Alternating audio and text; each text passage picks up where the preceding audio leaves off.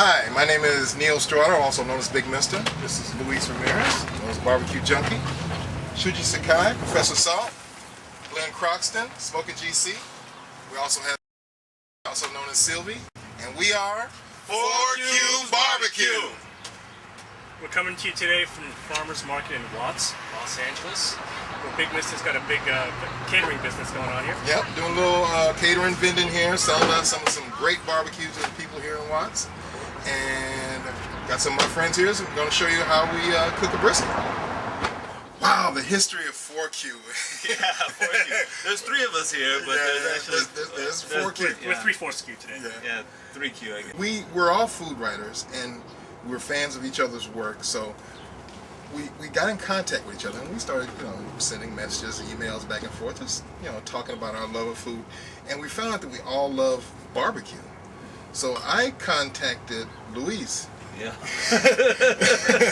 And I contacted Luis, and I said, hey, there's a contest, a barbecue contest coming up at the archery. I said, Luis, let's go do it. We've been talking about barbecue, and we've been criticizing other people's barbecue, Let's go show them what we're made of. And he said, nope. Cold feet. You're cold feet. So I had to challenge his manhood. I called him a cream puff and a marshmallow. I wasn't ready. I wasn't He ready. agreed to do it if we got some help. So I said call Professor Salt. And I think we both knew Sylvie, so hey, and let's get Sylvie. Let's get Sylvie. But let me just go on the record as saying the reason I got together with these people, and they look nothing like their internet photos. I look much better than my internet photo, I think I look worse. I would agree.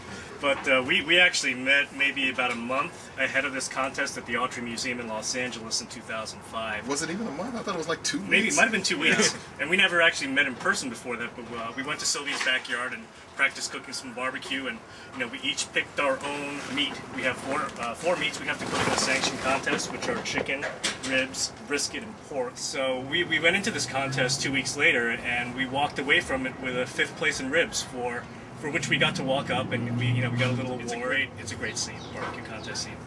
Yeah, and we've been pretty successful too. I mean, we are California's undefeated People's Choice champion. That's right, People's Hundreds Choice. of people at a contest taste your food compared to other people's food and say, yeah, 4Q's is the best.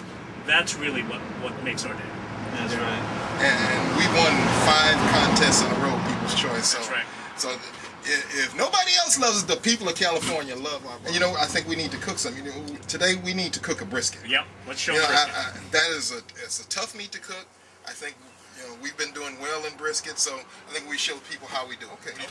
What we have here is a brisket. It's about 12 pounds. That muscle actually is from the chest of the cow. What we want to do is we want to trim it up because there's some hard fat like right here and over here that I like to cut off, mainly because it just doesn't do anything for the meat. There's some fat that's in the grains, right, that's great, but the hard fat, it doesn't melt off. It doesn't do anything for meat, so we'd like to trim that off.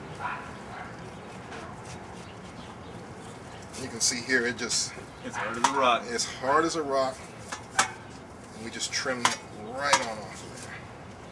We give it a flip.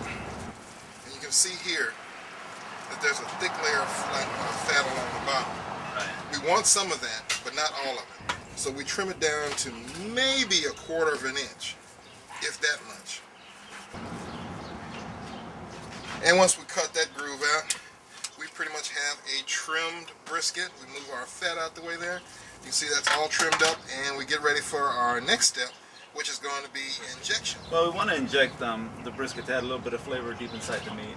And we don't want to, well, actually, not add flavor, enhance the flavor of the beef. Is what we really want to do. We got a little mixture here, some broth, some garlic, some other secret spices. We want, first place, you use a nice little injector like this. Fill that puppy up and Make your piece of meat happy. Now, when you got a big old piece of meat like this is like about a 12-pound piece of brisket. You can marinate this for 3 weeks, and it's not really going to penetrate the inside of that meat just like this injector. Yeah, the marinade will go maybe 3/4 of an inch of that. Right. But this is getting way in there, getting you some good flavor, making it super delicious. And it's getting me hungry already just thinking about it. That's great. Yeah, try not to spew the camera there, Luis. Okay, what we're going to do now is we're going to add our rub to the brisket. We've already got it injected, and what we like to do is a technique that I learned from a funky pit master down in Texas.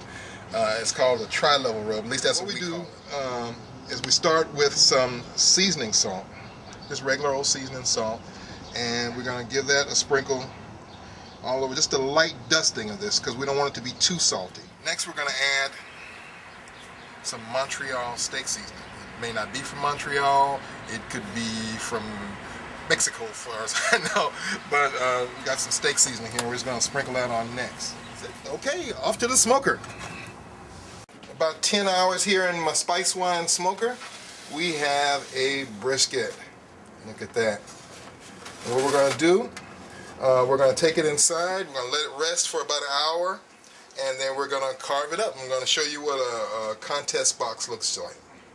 So we're going to cut this brisket here. The brisket is made of 2 different muscles, so we're going to take the 2 muscles apart, like so. As you can see, it cuts real easy. I'm going to take this section of the brisket, which is called the point, set that aside for right now. And then this part, as I trim the fat away, which is not what we want to eat too much of, you can start seeing the grain in the meat. And this is important because you want to start cutting against the grain this way as opposed to this way, so that you're going to have a much more tender piece of meat. Okay. And from here, alright, so we're starting to cut into this brisket with a very sharp knife. And as we do so, you can see some very lovely pieces of meat. Very tender. You got to be very careful because this will come apart on you if you let it. The box that we're going to put together for you, the presentation that we're going to put together for you today, is what we do for contests. Instead of using plates as you'd get in a restaurant, we're going to put this in a styrofoam box garnished with lettuce, as the rules in the Kansas City Barbecue Society allow for. So the presentation you see here is a turn-in box that you'd see at a Kansas City Barbecue Society contest. It's basically just meat. You're allowed to put lettuce in there as a garnish, but no sauce pooled in the box. You cannot mark your box entry so that it's distinctive to the judges. Thank you for watching. We're 4 Q BBQ. We made some of our brisket for you today. We think it's a really good barbecue compared to the restaurant barbecue that you'll find pretty much everywhere because we're contest cooks. We're trained to be real dedicated to get as perfect a meat as we can get. Against other contest cooks, we feel we're the ones that you want to use on TV because we are the People's Choice Champion for 5 contests running, for 2 years running. So we hope to see you on the TV. Yeah, and like we say at the contest, 1, 2, 3, 4 Q!